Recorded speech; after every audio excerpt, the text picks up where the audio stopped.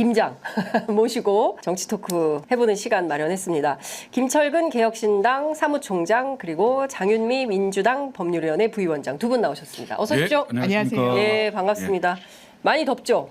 많이 엄청 네. 덥습니다. 35도? 35도, 36도, 어우. 체감온도 그 정도니까. 예. 제가 이번 주말에 네. 동네 봉제산 갔다가 죽는 줄 알았어요. 아주 땀을 얼마나 흘렸는지. 네. 예. 제가 청소기 돌리다가 버릴 뻔했어요. 번쩍거릴 진짜 땀이, 야, 진짜 정말 청소조차 하기가 어려운 그런 정도의 무더위가 아니 방콕보다 기승을. 더 덥다면서요. 지금 예. 한국이 서울이 서울이 방콕보다 덥다고 기사가 났더라니까요. 망고는 왜 이렇게 비싼 거예요, 근데? 예. 좀 많고도 많이 먹었으면. 그러니까요, 진짜 우리 정치권이 더 덥게 해요. 예, 그러게요. 더 덥게 하는데 오늘은 이 얘기부터 좀 여쭤보도록 하겠습니다. 국민의힘 얘기해 볼 텐데요. 한동훈 대표가 주요 당직 인선 발표했는데 박정하 의원 비서실장 그리고 사무총장에는 서범수 의원 오늘 아침 조간신문들 쭉 종합해 보니까 무색무취다 이런 평가가 많이 나오던데 서범수 의원은 이준석 대표 시절에 비서실장. 했던 제가 같이 있었잖아요. 같이 하는 예. 그분은 어떤 분입니까? 어제 제가 전화 통화했죠. 단독 나갑니다. 서범수 단독. 예. 뭐라고 그래요? 축하한다고. 그게 다예요? 예, 정해졌냐고 그랬더니 네. 그때 그 어제는 그 한동훈 대표가 좀 의논해 보겠다 이런 정도 나왔었거든요. 근데 예. 확정이 됐다고 하면서 네. 그래서 아니 그 사무총장이 중요한 자리인데 형님 그거 가능하겠어요?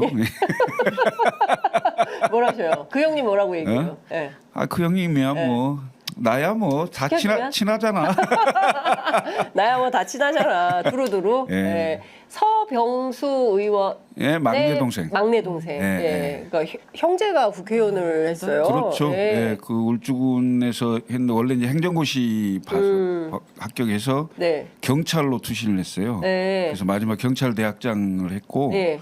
그리고 이제 울주에 가서 국회의원을 했죠. 그러니까 지난번에 울산 시장 경선에 나갔다가 고배를 마셨죠. 그렇구나. 네.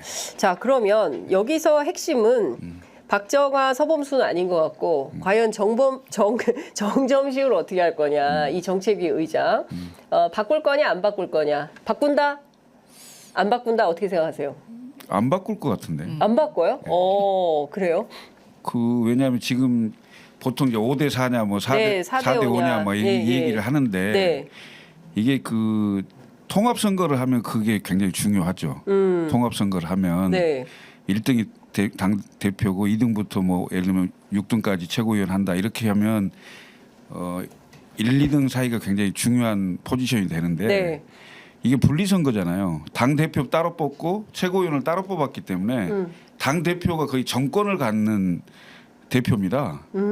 예, 그래서 자꾸 뭐 최고위원 숫자, 의결 숫자 얘기를 하는데 거의 대부분이 최고위원이 그러니까 당 대표가 권한을 가지고 있고 네. 협의 사항이 대부분 많고요. 의결 사항이 많지가 않아요. 예, 그리고 그러니까 그리고 대표가 어느 정도 얘기를 하면 거의 그 따라가는 분위기. 수용을 하는 게 많죠. 약간의 이견을 제기할 수는 있지만 아니 근데 이번에는 특이하게도 그 당대표 선출되자마자 김민전 최고, 김재원 최고가 앞다투어서 라디오 출연해가지고 최혜병 특검법은 원내대표 사안이다 얘기하고 그 추경호 원내대표도 마찬가지로 얘기를 하고 또 그 밖에 있는 김기현 전 대표 그게 이런 엄청나게 사람들이 이제 민감한 사안이었기 때문에 네. 당 대표 선출되자마자 이제 혹시 대표가 그 얘기를 밀고 나갈까봐 사전에 제동 거는 듯한 거지. 예. 실제로는 당을 운영하다 보면. 예. 그 분리 선거를 한 당 대표는 권한이 엄청나게 셉니다. 최고위원들이 이렇게 제동 걸 수 있는 게 아니에요. 그래요? 예. 대표가 그냥 결심하고 하면 하는 거예요. 그러면 대표가 결심해서 사실은- 최혜병 특검법 하면 되겠네요. 왜 못할 게 뭐 있어요? 근데 뭐 계속 못하게 해서 이제 못하게 브레이크를 걸겠죠. 걸려고. 왜냐하면 그게 원내 사안이고 뭐 원내대표 권한이고 뭐 이런 얘기들을 하긴 할 건데 이제 네. 그런 것들 때문에 당내에 네. 혹시 분열 또는 분란 이런 요소가 있다고 생각해서 대표가 결심하기가 쉽지가 않겠죠. 그런 걸 노리면서 이제 얘기를 하는 건데 네. 못할 거 없죠 사실은. 어떻게 보세요, 장 변호사님? 저는 일단 정정실 그 정책위 의장부터는 이제 안 바꾼다, 뭐 바꾼다, 이게 전 못 바꿀 못 바꾼다. 네. 예, 예. 정점식 정책위 의장 물러나는 게 저도 맞는 것 같아요. 예, 예전에 예. 뭐 국회 출입할 때도 당 대표 바뀌면 예. 뭐 싹 다 뭐 그렇죠. 임기니 뭐니 이러면서 다투거나 하진 않았으니까. 네네. 근데 왜 이렇게 임기를 고집하고 뭐 제도랑 규정이 충돌한다고까지 이야기를 하고? 왜냐하면 정책위 의장은 당 대표가 임명하는 직책이지만 내 임기는 남았다. 이게 뭘 더 우선시할 것이냐? 뭐 중앙위원회인가요? 일단 네네. 국민의힘에서 이걸 한번 뭐 따져봐야 되는 거 아니냐? 이렇게 판까지 크게 벌릴 조짐부터 보이는데 왜 그럴 것인가? 전 당연하지만 본인이 친윤을 넘은 찐윤이라는 그런 부분이 있잖아요. 실제로 이제 한동훈 대표 측에서는 검사고 정책에 대해서 당신이 뭘 아느냐 뭐 이렇게까지를 이야기를 하는데 저는 그러면 똑같은 것 같아요. 검사고 당에 대해서 뭘 아느냐 한동훈 대표는 마찬가지거든요. 네네. 이렇게 많이 겹치는데 이런 무리한 주장까지 하면서 축출하려고 하지만 본인은 버티고 막 이른바 뭐 장해찬 최고가 한 딸이라고 비판하고 사실상 비아냥된 거죠. 그렇죠. 이런 예. 사람들이 댓글을 다니까 폐쇄하고 본인의 SNS를 비공개로 전환하고 이런 걸 보면 한동훈 대표가 이게 이 싸움이 이제 윤석열 대통령과의 싸움, 다툼일 텐데 그 하나의 내관을 이제 쥐고 흔들면서 이런 분란을 자초할 것인가 지금 이 시기에 그렇지는 않을 것이다. 그냥 일단 두고 보지 않을까. 네. 그러면 사실은 본인은 바꾸고 싶어도 못 바꾸는 거 아닐까 이런 생각이. 아니 근데 사실 그만둬야 돼요. 네? 정점식을. 왜냐하면 네. 그 전당대회에서 전당대회까지입니다. 거의 당직이라 하면 네네네. 대부분. 그러니까 지금 정정식 의원 같은 경우는 정책의장이 비대위원장 선임되면서 아마 그렇죠. 비대위원장이 예. 임명했을 건데 예. 그 국민의힘 당헌 당규를 보면 당 대표가 추천을 하고 의원총회 추인을 받아야 돼요. 정책위 의장. 정책위 의장은 민주당도 그런 것 같은데. 그리고 예. 당연직 최고위원 TO입니다. 네. 그래서 의결권이 있어요. 예. 그래서 이제 정책위 의장이 굉장히 중요한 건데 사무총장, 비서실장, 대변인, 정책위 의장 다 임명직이에요, 사실상. 네네. 그 임명직은 예. 대표가 새로 뽑히면 당연히 다 그만두는 거예요. 근데 왜 이렇게 임기 1년을 강조하는 그 거예요? 말도 안 되는 얘기죠. 예, 왜 버티지 상식에 어긋나는 얘기죠. 예. 상식에 그러니까 어긋나는. 정점식 의원이 예. 상식에 어긋나는 주장을 하면서 버티는 이유가 뭐라고 보세요? 아이 뒤에 윤석열이겠죠. 내 뒤에 윤석열이 예. 있다? 난 이분 참 재밌는 분인데 우리가 국민의 당하고 예. 국민의 힘이 합당을 했어요. 예. 합당하면서 국민의 당에서 예. 최고위원 TO 2개를 달라 예. 해서 그 TO 2개를 주기로 합의를 했는데 그럼 누구냐? 예. 근데 그때 점정심을 냈어요. 기억나요. 예. 안철수 대표께서 우리 최고위원 몫으로 예. 정점식 의원을 한다고 추천하겠다. 했어요. 맞아. 그랬다. 그래서 기함을 했죠. 예. 왜 왜 최점식이야? 아니 이분이 국민의당하고 무슨 상관이 있어요? 아니, 그러니까요. 예, 그러니까. 근데 그때도- 왜 안철수 의원은 그때 그런? 그때도 이제 그 대통령의 예, 어떤 영향이 있었겠죠. 그때도. 네. 예, 그러니까 사실상 그러면 한동훈 대표는 어떤 방식의 리더십을 발휘할 거라고 전망하세요? 그러니까 그럼 결국에는 대통령 우산 속에서 벗어나지 못하는 방식으로 당을 운영하겠네요. 우선은 좀 두고 보겠죠. 네. 그러니까 그 당내 여론이나 이런 걸 보겠죠. 예. 그런데 나는 정점식 의원이 그만두는 게 맞아요. 본인이 버티면 안 되거든. 네. 이게 정치권의 관례를 완전히 깨는 겁니다. 예? 그럼 무슨 대표가 새로 뽑혔으면 당연히 대표에게 정권을 주고 네네. 임명을 새로 하도록 해줘야죠. 네. 위임될 수도 있고 예. 새로운 사람이 올 수도 있고 근데 하는 거죠. 저도 취재해 보니까 대통령실에서는 지난 7월 초에 이번 선거 아무래도 한동훈 후보가 될 것 같다라는 속에서 앞으로 향후 관계 설정에 대해서 고민해 봐야겠다 이런 얘기를 정무라인에서 했다는 거예요. 그러니까 그 전까지는 완벽하게 이제 원희룡 후보를 밀어서 대표를 만들 수 있다고 생각했는데 이제 7월이 되면서 이건 좀 어렵겠다. 그러면 앞으로 한동훈과 대통령실을 어떻게 관계 설정해야 되느냐 이게 중요한 의제로 떠올랐었다는 얘기를 하더라고요. 근데 그런 가운데 사실상 이제 좀 약간 뭐라 그래야 되나 그 정점식 의원 문제로 그러니까 친윤 쪽에서는 칼집에서 칼을 뽑은 상태다.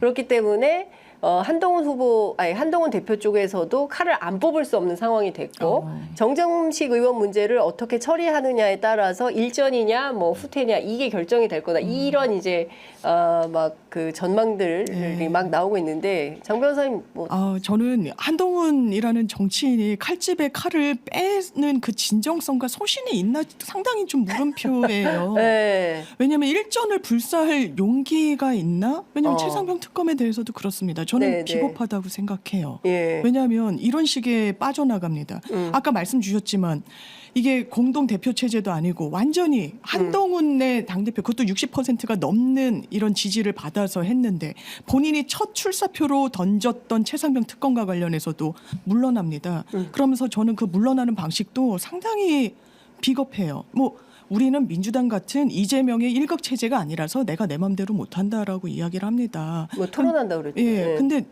일단 많은 권한이 있고 본인이 국민 앞에 약속한 부분이 있는 거예요. 제3자 특검으로. 그럼 왜 그걸 논의하자고 이야기를 못합니까? 왜 거기에서 첫 발도 떼지 못하고 그냥 두 발짝 후퇴를 하는 건지 저는 이 사람의 정치적인 캐파, 역량은 여긴가 보다. 이게 리더로서 대한민국의 지도자로서 자격이 있는 사람의 행보라고 과연 볼 수 있을 것인가? 저는 그렇지 않다고 생각합니다. 근데 그 한동훈 캠프에서 이런 얘기해요. 아유, 지난주 화요일에 됐고 수목금 4일 지났고 주말 지났고 월요일이야. 왜 벌써 그래? 뭐 이런 얘기 하거든요. 벌써가 아니죠. 네. 보통 일주일 내에 다 정리하는 끝내버리잖아요. 거죠. 그렇죠. 예, 중요 현안은. 그럼요. 예. 왜냐하면 그때가 가장 힘이 세잖아요. 그 전당대회 막 직후에 득표율이 얼마 이거 당원들이 힘을 얻고 하는 거기 때문에 네. 중요 현안에 대해서 그때 다 하는 거죠. 이준석 대표가 지금 그 한동훈 대표에 대한 참교육 들어갔다. 이런 표현은 어떻게 보세요? 들어간 거 맞아요? 당연히 시키려고 하겠죠. 용산에서 대통령이. 네. 그러니까 왜냐하면 네. 대통령은 안 나오고 네. 김재원, 김민전, 원내대표, 정정식 뭐 이런 분들이 다 나서겠죠. 네. 나서서 딴지 걸고 뭐 다른 이유 대고 예. 대표는 당신이 됐지만 마음대로 못해 이런 식으로 계속 걸겠죠. 그런데 이럴 때일수록 예. 당 대표가 단호하고 소신있게 나가지 못하면요 그냥 포위되는 거예요. 그냥 포위된다. 포위되는 거죠. 예. 지금 아마 의원들에 둘러싸여 갖고 포위되기 시작했을 거예요. 아마 그래서 이준석 대표가 참교육이 시작됐다 이렇게 얘기. 원내 대표의 한계라는 게 있거든요. 이준석 대표도 그랬잖아요. 원내였죠. 그래서 그때도 그 대선 기간 중에 네. 원내 의원들이 의원총회 열어갖고 대표 탄핵하겠다고 하고 막 그랬었잖아요. 예, 맞아요. 예. 예. 근데 지금 의원들 다수는 네. 아무래도 그 영산하고 가까운 분들이 훨씬 많을 예. 거예요. 그러니까 그러면 저도 어제 취재하니까 국민의힘 사람들이 그 얘기를 하더라고요. 한동훈 대표가 제일 걱정하는 게 의총이라는 거예요. 그러니까 의총을 열어가지고 자기에 대한 비토가 확산되면 그러면 리더십이 무너진다고 생각한대요. 그래서 이 최혜병 특검법 같은 경우도 잘못 정교하게 해야지 잘못 건드렸다가 벌집 쑤셔놓듯이 막 다 왕창 들고 일어나가지고 본인에 대한 칼로 돌아올까봐 의총을 그렇게 무서워한다네 한동훈 위원장이 대표가. 그때도 예. 이준석 대표 때도 의원총회 예. 오전에 뭐 탄핵하겠다고 예. 의원총회 결의하고 오후에 대표 참석하라 그랬는데 예. 우리가 그 이준석 대표가 공개해달라. 공개 의총을 해라. 공개 의총하자. 네. 그러면 가겠다. 근데 의원들이 그걸 못하더라고. 네. 네.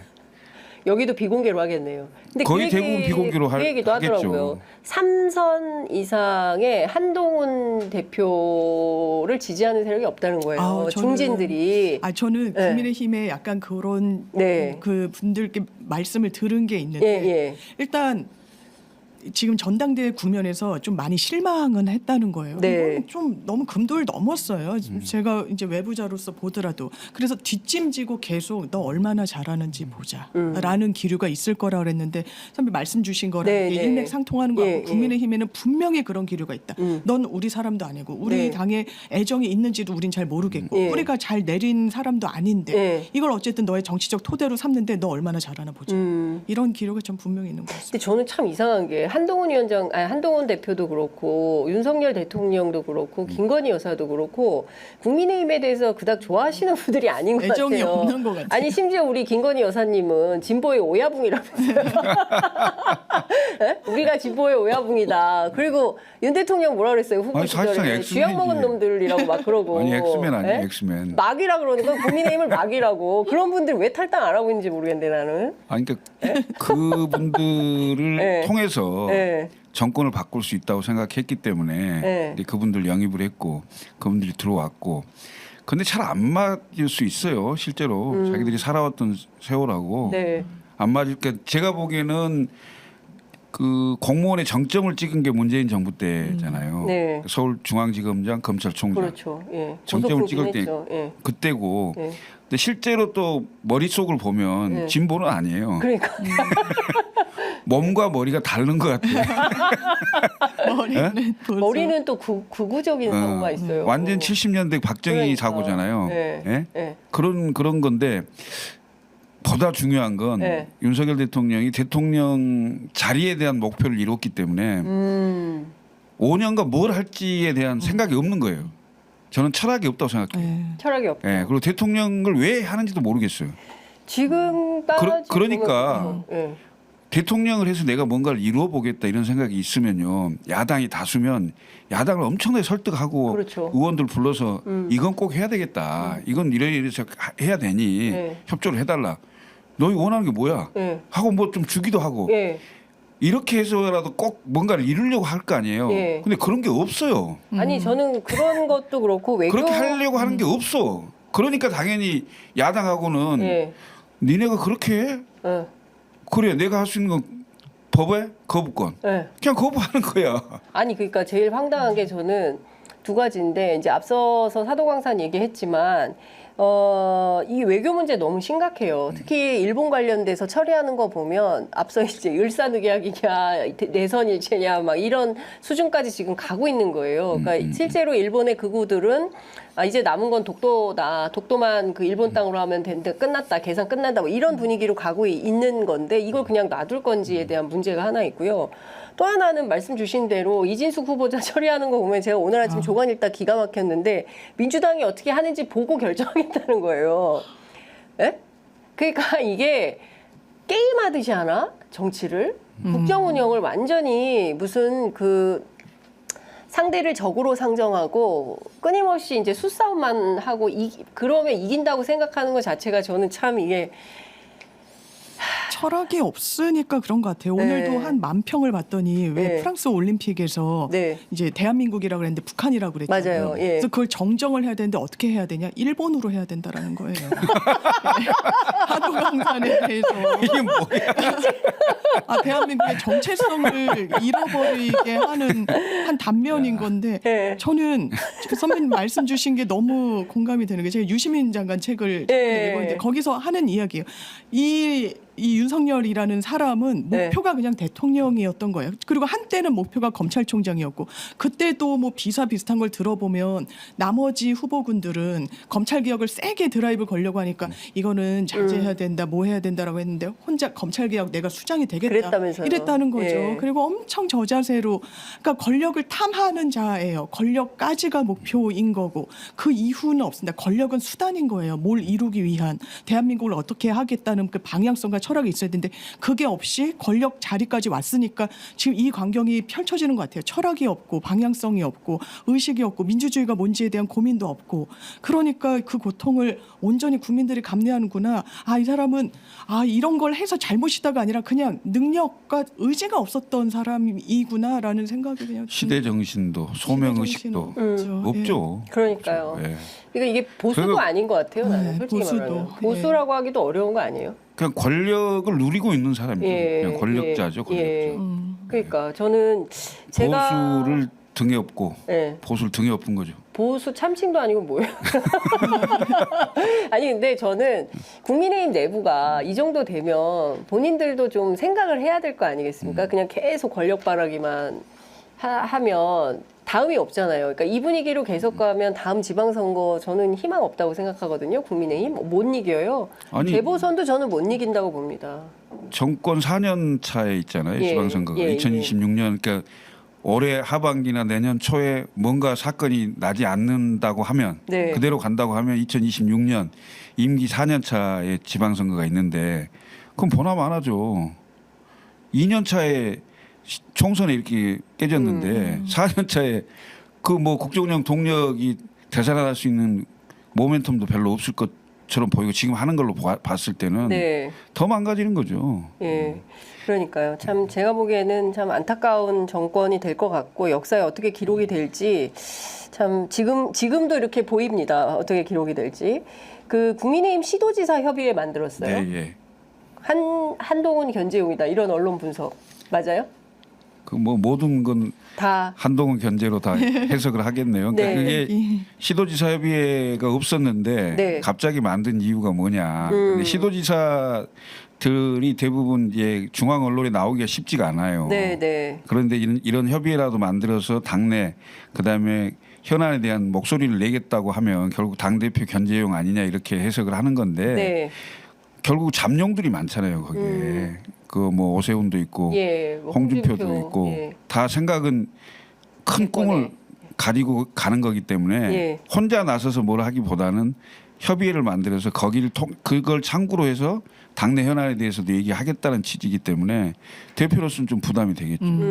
왜냐하면 홍준표 시장 같은 경우는 노골적으로 얘기하잖아요. 네. 노골적으로 자기 대권 나가야 되는데 경쟁자가 한동훈이다 생각하는 거예요. 그냥. 그러니까요. 그러니까 이렇게 노골적으로 예. 막 근데 좀 막 사이코패스 이렇게까지 하는 것은 제가 보기에는 좀 너무 심하다. 예, 라는 생각이 좀 들던데 민주당이 그 적극적으로 고발에 나서고 있습니다. 댓글팀 그다음에 나경원 의원의 공소 취소 청탁 이거 지금 민주당 법률위원회에서 싹 다 고발했죠. 네, 일단 예. 고발을 안 할 도리가 없는 것 같고요. 네. 댓글팀은 뭐 한동훈 당시 장관의 해명을 들어보면 좀 애매한 것 같아요. 네. 뭐 공직자가 거기 동원되진 않았다? 뭐 이런 취지로 이야기를 하고 이 수사가 또 그렇게 어려운 것도 아니에요. 왜냐하면 장해찬 전 최고가 공개했던 그 장관님께 보고하겠다고 하는 사람 특정이 되잖아요. 그렇습니다. 그럼 그 당시에 뭘 보고했는지 어떻게 했는지 어디서 만났는지 안 했다면 뭔지 안 했다는 말은 사실 믿기 어렵고요. 네. 그렇다면 그 일련의 과정에서 본인들이 수사했던 겁니다. 뭐 이게 드루킹 특검 같은 것도 이건 업무 방해고요. 위력과 위계로 그러니까 속임수를 써서 언론을 호도하고 하는데 일조했다는 거죠. 거기에 대한 인식이 한동훈 당시 법무부 장관에게 있었는가? 당연히 파헤쳐야 됩니다. 한동훈 특검과 관련해서도 여러 부분이 있죠. 손준성 검사와 관련해서도 이런 부분 본인들이 이야기하는 공정한 상식 법과 원칙대로 하려면 당연히 파헤쳐야 돼요. 나경원 의원 건도 이게 처벌 조항이 있니 없니 논란이 되지만 본인이 그랬잖아요. 개인 청탁이라고 한동훈 장관. 그럼 이게 네네. 법리적으로 개인 청탁인지 아닌지 들여다 보자는 겁니다. 거기에 대해서도 한번 참고인으로 진술해 보십시오. 개인 청탁인지 아닌지, 개인 청탁이라는 입장 견제할 수 있는지. 네. 김건희 여사도 댓글팀 운영한 거 아니냐는 의혹인데 그거는 고발 안 하신 거죠. 그거는 의혹만 아마 가지고. 그러니까 지금은 약간 본인의 워딩에서 예. 촉발된 예. 제가 댓글팀을 운영한다는 뭐 오해. 그래서 있는데 그걸 지금 가동시키는 것에 대한 오해이냐? 네. 아니면 아예 없는데 그런 게 혹시 있다라고 하는 오해이냐는 굉장히 좀 해석이 갈려서 지금은 좀 실체가 불분명한 것 같긴 합니다. 그래요. 예.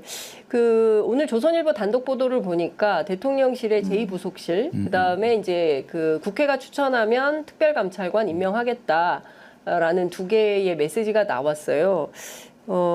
왜 지금 갑자기 여태까지 안 하다가 해야 되겠다고 판단을 했을까요? 말이 많으니까 그렇겠죠. 아니 말이 많으니까? 사실 V0라고 예. 얘기가 나가버리니까 그렇죠. 지금은 대통령실을 공유하거든요. 공유? 대통령실을 공유하는 거죠. 누가? 부부가. 예. 대통령과 여사가 예. 대통령실을 공유하는 거잖아요. 공유 오피스예요? 진짜. 이건 굉장히 심각한 문제예요. 심각한 국정농단입니다. 국정농단이에요. 사실 하나하나가 밝혀진다고 생각하면 예. 그냥 통으로 지금 공유하고 있는 걸로 보이는데 예. 사실은 되게 문제가 많죠. 네. 왜냐하면 그 대통령실 근무하는 분들이 누가 더 추진력이 있고 누가 더 결단력이 있고 어디에 보고를 하면 일이 되는지를 알 거예요. 그러면 그쪽에 보고하지 어떻게 하겠어요? 일을 하게 하려면. 그런 경향들이 꽤 많이 나타날 거예요. 그래서 V2, V0, V1 뭐 이런 얘기가 나오는 거죠. 예? 이게 VIP는 대통령만을 얘기하는 거예요. 원래는. 그렇죠. 그냥 V라고 얘기하는 거잖아요. 근데 네. 거기에 V1, V2, V0 이런 얘기가 왜 나오냐는 거죠. 그럼 거의 동급이란 얘기예요. 예? 제2부속실이 만들어봐야 아무 소용 없어 지금은. 왜 이미 대통령실을 다 장악하고 있다고 봐야죠. 김건희 여사가 다 공유했는데 뭐 이미. 예. 예? 근데 그럼 이제 형식적으로 제2부속실이 이제 연락 역할을 좀 할 수 있겠죠. 연락. 그런데 이제 제2부속실이 있게 되면 네. 기본적으로 일정과 예산 그다음에 인사가 따라오잖아요. 예. 그러면 거기에 이제 투명성이 붙게 되겠죠. 예. 제2부속실을 통해서 뭘 했냐 안 했냐. 예. 여기를 건너뛰고 뭘 했냐 안 했냐. 이런 게 이제 확인이 되겠죠. 그러면 월권이냐 아니냐 이런 얘기도 나올 수 있고 네. 직권 남용이냐 아니냐 뭐 이런 얘기도 나올 수 있고 예. 그렇게 되겠죠. 그래서 지금이라도 제2부속실을 설치하는 게 그나마 좀 그 견제 장치라 할까요? 그럴 수는 있겠죠. 예. 그나마. 예. 예. 그나마 견제 장치가 될 수 있을 것 같다. 그런데 이제 지금까지 2년 동안 했던 것이 덮어지지는 않겠지. 근데 이제 그 조선일보 분석에 따르면 여당 전당대회에서 특히 한동훈 후보가 이 그 제2부속실 설치와 그 특감 주장을 했고 그리고 다른 거 다 떠나서 김건희 여사의 업무를 투명하게 해야 명품백 같은 이슈가 소모적으로 정쟁에 소비되지 않을 거다. 그런 걸 차단하기 위한 용도다라는 설명을 대통령실이 했다는 거예요. 그러면 이게 제2부속실이 설치되면 명품백 문제가 끝나나요? 끝나지를 않죠. 왜냐하면 네. 지금까지 2년 동안 있었던 것은 오히려 이렇게 저렇게 많은 말들이 나오게 될 겁니다. 아마. 네. 그러니까 이게 그 권력 누수 현상이라고 하고 그다음에 레임덕이라고 하잖아요. 보통 선거에 실패하고 힘이 떨어지게 되면 임기 말로 갈수록 내부자 고발이 많이 나와요. 밖에 있는 사람 몰라요. 네. 근데 내부자에서 고발이 나온단 말이죠. 그런 얘기들이 나오면 그게 조각조각 맞춰지게 될 거 아니에요. 그러면 사고가 크게 터지는 거죠. 그게 이제 스캔들이 되는 거고 네. 문제가 심각한 상황이 되는 거죠. 정권 말 임기 4년 차에 거의 대부분의 대통령들이 힘을 못 썼어요. 다 친척, 측근, 측근 비리, 친척 비리, 형님, 아들 다 그랬어요. 맞아요. 그럼 여기는 심지어는 이제 박근혜는 최순실 때문에 그렇죠. 탄핵까지 당했잖아요. 맞아요. 근데 지금 여기는 가장 위험한 고리가 여사겠죠. 예. 네. 부인이다. 좀 위험한 고리고.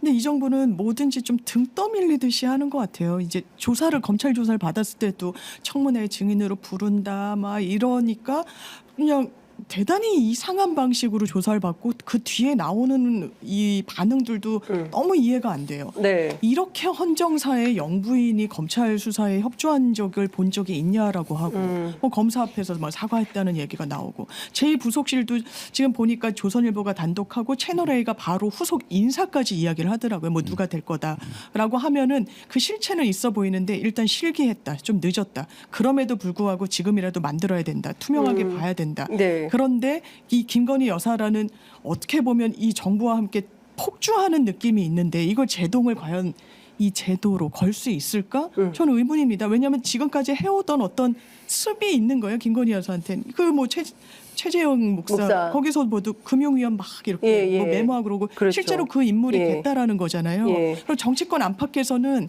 어쨌든 통하려면 정말 김건희 여사가 없으면 안 된다. 뭐 이런 이야기가 막 무성하게 나오는데 심지어는 그것과 부합하는 실체까지 있는데 제2부속실로 일정이 공개되고 예산이 공개돼서 이 폭주를 과연 막을 수 있을까? 이건 보다 더 근본적인 진단과 점검과 대안이 있어야 되는 거 아닌가 이런 생각이 듭니다. 그러니까 지금 이게 일파만파 커져가는 이슈인데요. 그러니까 사실 좀 압축적으로 설명을 하자면 김건희 여사는 윤석열 후보 시절에 그 본인은 그냥 배우자로서의 역할만 하겠다라고 얘기를 하고 기자회견을 했어요. 근데 나중에 제가 작년 그 명품백 사건 터지기 직전에 김건희 여사가 대통령실 출입 기자들을 만난 것 같아요. 근데 그 자리에서 기자들이 물어봤을 때, 그거 캠프에서 시켜서 그냥 한 거지 사과 정말 할 뜻은 없었다라는 취지로 발언을 했다는 거예요. 근데 이거 암만 얘기도 기사는 안 나오던데 사실입니다. 근데 기사를 안 쓰고 있어요. 근데 중요한 포인트는 그런 사과할 생각이 없었고,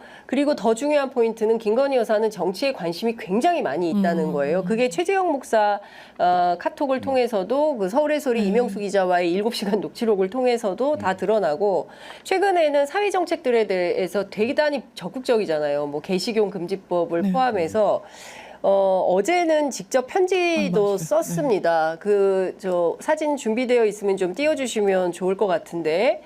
저 사진은 뭐냐면요. 그 지금 유엔 참전 용사들에게 직접 손편지를 쓴 거예요. 대한민국이 영원히 그대들을 기억할 것이다. 무슨 얘기를 했냐면 70년 전 북한의 기습 남침으로 대한민국이 위기에 있을 때 유엔의 깃발 아래 하나 되어서 싸워주셨습니다. 그 위대한 용기, 고귀한 희생으로 대한민국을 지켜냈습니다. 그 통상 이런 편지 누가 씁니까? 김철근 총장님. 대통령 배우자 김건희. 보이시죠? 대통령 배우자 김건희. 내 느낌으로는 배우자 저 세자를 지우고 싶겠네. 지우고 싶겠네. 파이트로 지워. 대통령이 쓰는 거죠 보통. 예? 대통령이 하는 거죠. 저는 한 번도 이런 편지를 배우자가 쓴 걸 본 적이 없어요. 장 변호사님 있으세요? 전 너무 이례적이고요. 본인이 이 편지에서 자기의 이 지위나 직책을 어떻게 인식하는지 한 단초가 좀 보이는 것 같아요. 이거는 국가 지도자가 쓰는 것 같아요. 이 내용도 그렇고요. 뭐 네. 형식도 그렇고요. 김건희 여사의 손편지는 이번 초청 행사에 참여한 총 67명의 유엔 참전 용사 유가족 대표 등 35명에게 한글과 각국 언어로 번역이 돼가지고 전달이 된다고 합니다. 내용이요. 대한민국은 참혹했던 전쟁 폐허에서 벗어나서 세계 경제대국으로 성장했고 이제는 당당한 국제사회 일원으로 역할을 다하고 있고 대한민국은 참전 용사분들을 영원히 기억할 것입니다. 뒤에서 묵묵히 헌신한 가족분들의 노고도 잊지 않을 것입니다. 이거 누가 해야 되는 말입니까? 예? 이거 누가 하는 말입니까? 하는 통상. 배우자 저 세자를 지워야 된다니까. 지워야 될 것 같아. 네? 정신을 아직 못 차리신 것 같아요. 본인에 대한 이 비토와 이 비난 여론을 비판 여론을 감안한다면 저렇게 손편지를 네. 쓸 수는 없을 것 같아요. 댓글에 점입 가경이다. 야, 그러니까 사실 이분이 정치 전면에 등장한 거예요. 지난번에 그 소위 얘기하는 한동훈 후보 시절의 익십 논란에서 드러난 이 문자를 통해서 내가 이 정권의 핵심이다라는 것을 웅변하고 있는 거 아니에요? 그건 뭐 뻔한 거 아니에요? 그러니까요. 아니 왜냐하면 국민을 속인 거잖아요. 제2부속실 안 만든 게. 네. 제2부속실 안 만들고 그 부인으로서 역할만 다 하겠다 예. 하고 속인 건데 그렇죠. 사실은 대통령실을 공유한 거라니까. 예. 대통령 비서실을 공유했어요. 예. 제1부속실부터 예. 해서 대통령 비서실 다 공유한 거라고요. 예?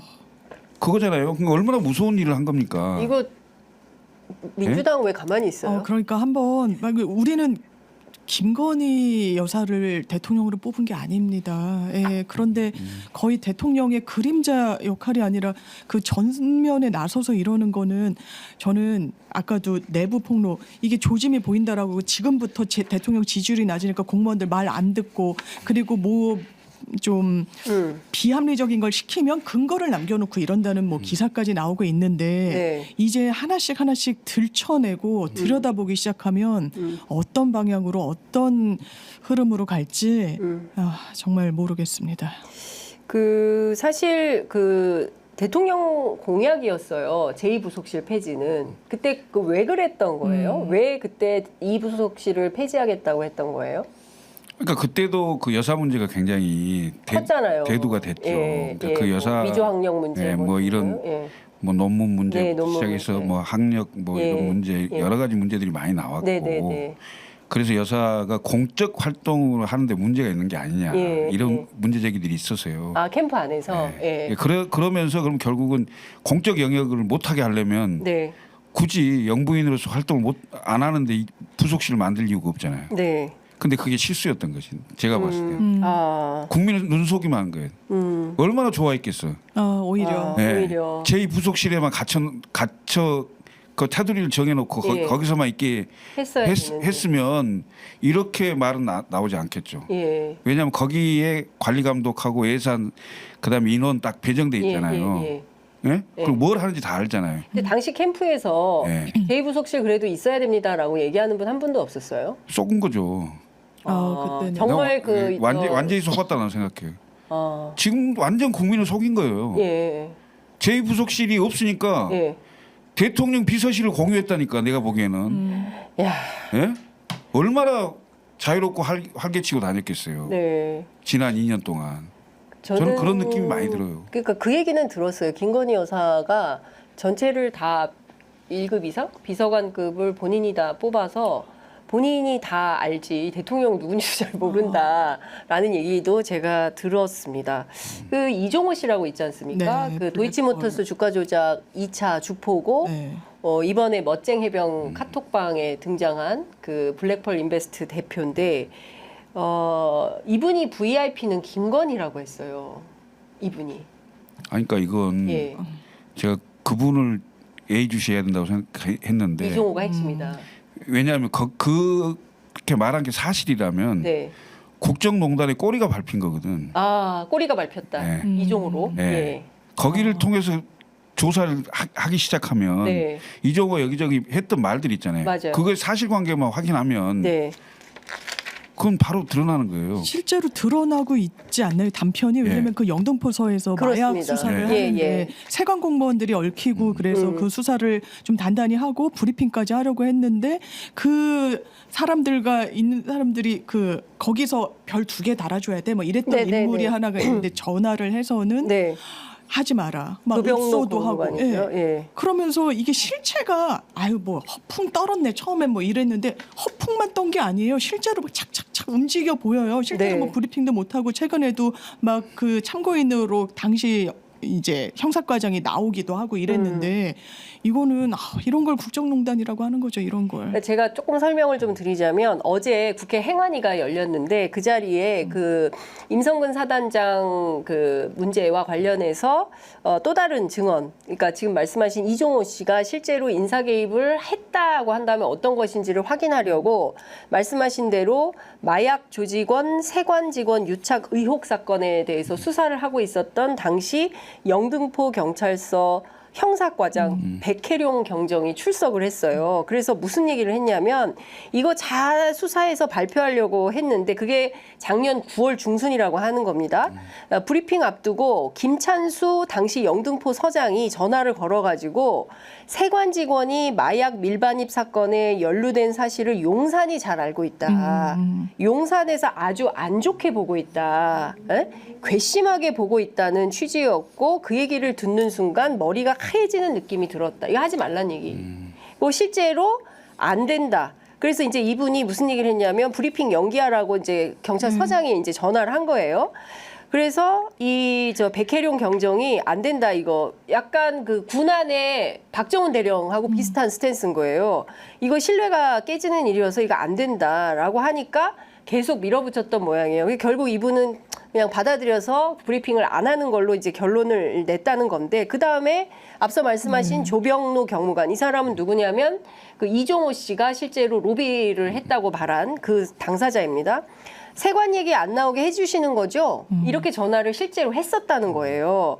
그럼 도대체 이 세관을 왜 빼주려고 했었던 거냐 용산에서는 이 세관은 또 무슨 상관이길래 이게 지금 김건희 여사와 관련돼서 꼬리에 꼬리를 물고 계속 의혹이 사방팔방으로 번지는 겁니다. 아니, 그래서 네. 이게 좀 상임위별로 네. 청문회 수준으로 이렇게 하면 안 되고 할 문제가 아니라는 거예요. 국조해야 돼요 국조. 국정조사를 해서 관련자들 다 불러내고 예. 그 경무관도 부르고 다 불러야 형사과장 다 부르고 예.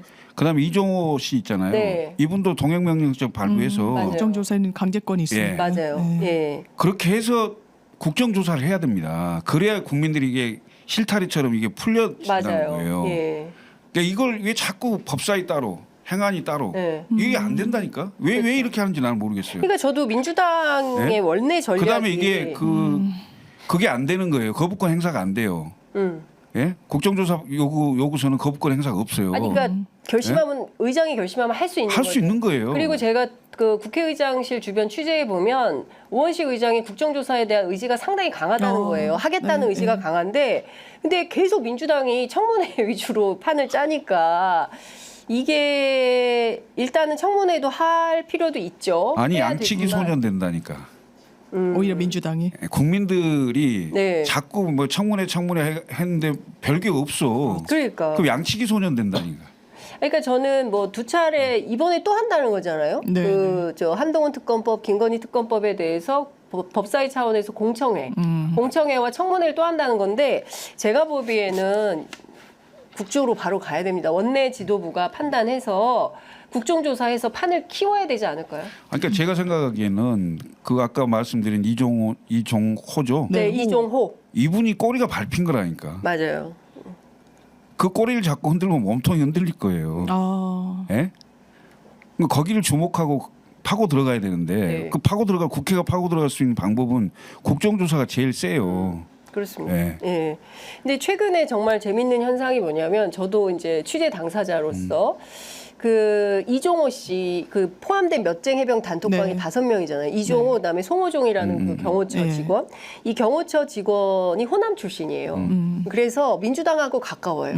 그래서 장경태 의원하고도 모종의 관계가 있었던 네, 것 같아요. 예. 그러니까 요 사실을 알고 있던 그 누가 또 제보를 했겠죠. 그 권성동 의원이 기자회견을 통해서 맞아요. 김규현과 장경태 의원 간에 뭐 모종의 커넥션이 있다. 커넥션이 있다. 뭐 민주당이 만든 무슨 뭐 사기 네. 뭐 탄핵 쇼다 뭐 이제 이런 네. 식의 비판을 했는데 그러니까 이게 호남 출신으로 뭐 친하고 뭐 이럴 수는 있어요. 그런데 그게 무슨 뭐 공모하거나 이런 게 전혀 아니에요. 근데 중요한 건 앞서 말씀하신 대로 그 이종호 씨로부터 파생돼서 역공작을 하고 있는 것처럼 보여요. 왜냐하면 김규현 변호사의 그 주장의 신빙성이 없다, 뭐 이런 얘기들을 계속 흘리면서 일종의 이제 그 이종호 씨와 관련된 이슈들을 물타기 하려는 그리고 반대 프레임을 세워가지고 판을 뒤집으려는 뭐 이런 게 보이더라. 맞습니다. 예, 이게 예. 마타도어도 엄청나게 맞아요. 있고 일단 예. 이 제보자에 대한 어떤 흠집내기가 이제 시작이 됐고, 네. 근데 장경태 의원 바로 이제 반박 기자회견 해가지고 예. 내가 김규현 변호사한테 받은 게 아니다라고 이야기를 하면서 이종호한테 받았다고 얘기를 해요. 그 사진 네. 같은 거, 예, 뭐 예. 이런 이 청문회장에서 제시했던 이 연결고리를 했던 부분들. 네. 그러니까 권성동 의원은 어쨌든 맥을 좀 잘못 짚은 부분이 있는 것 같고. 지금 말씀 주신 대로 청문회는 한계가 있는 제도고 막 엄청나게 이 강제권을 행사할 수 있는데도 제약이 있다 보니까 이게 군불대기 형식으로 그치는 게 맞는 것 같아요. 청문회는 일단 큰 틀에서 들여다봐야지 쪼개서 들여다보면은 이거는 한계가 너무 명확하고요. 이미 그런 임계점에 다다랐고 이 임계점을 가져온 건 민주당이 아닌 것 같습니다. 네. 김건희 여사와 이 정부다. 국민의힘이요. 야권의 임성근 전 해병대 1사단장 구명 로비 의혹에 대응하기 위한 사기 탄핵 공작 진상규명 TF를 만들기로 했고 이 위원장에 권성동. 한동훈 대표의 최측근인 장동혁, 권성동 아니에요. 장동혁 최고위원을 임명을 했습니다. 그러니까 다시 프레임을 바꾸기 위한 모종의 이제 액션이 가동이 되고 있다라고 볼 수가 있을 것 같고 이제 앞서 쭉 설명을 해드린 저도 이 취재를 적극적으로 해서 자세히 알고 있는데 뭐 계속 보내요 저한테도. 근데 그 내용을 보면 좀 이렇게 그 약간 좀 편집된 그런 내용이어서 제가 조금 신뢰하기가 어려워서 보도를 안 했는데 그러니까 중요한 포인트는 이 프레임을 흔들려고 하고 있고 그 프레임의 전선에 지금 장동혁 최고위원이 섰으니 어떻게 봐야 됩니까? 그리고 근데 지금 이게 한동훈 대표는요. 한 가지만 더 전하면 제3자 최상병 특검법 발의해야 한다. 제가 그걸 걸고 당선이 됐습니다. 이런 얘기를 했네요. 네. 하겠다는 거예요? 대표가 한다고 하죠. 네. 그런데 이제 그 안을 실제로 냈을 때 네. 이제 그 제3의 안으로 여야가 합의를 할 수 있으면 최고겠죠. 사실은. 네. 그러니까 그 특검법을 실제로 이제 말을 이렇게까지 했으면 내겠죠. 저는 낸다고 봅니다. 네, 네. 네, 이걸 비껴가지는 못하겠죠. 예. 근데 시기의 문제겠지만 예. 저는 특검을 해야 된다고 생각하는데 이제 그냥 상설 특검까지 얘기를 막 하잖아요 민주당이. 네. 네, 네. 근데 핵심은 추천권이에요. 상설특검은 추천권은 거의 여당이 갖고 있다고 봐야 돼요. 네. 정부 네, 여당이. 네, 네, 네. 7명 중에 5명이 아마 정부 여당이 그래서 거예요. 규칙을 바꾼다고. 네, 세 근데 명- 그거 바꾸면 다시 또 거부권 행사예요. 전체가 의미가 없죠. 7명인데 3명이 사실상 정부 인사라고 볼 수 그렇죠. 있고 왜냐하면 법무부 차관 그다음에 대한변협.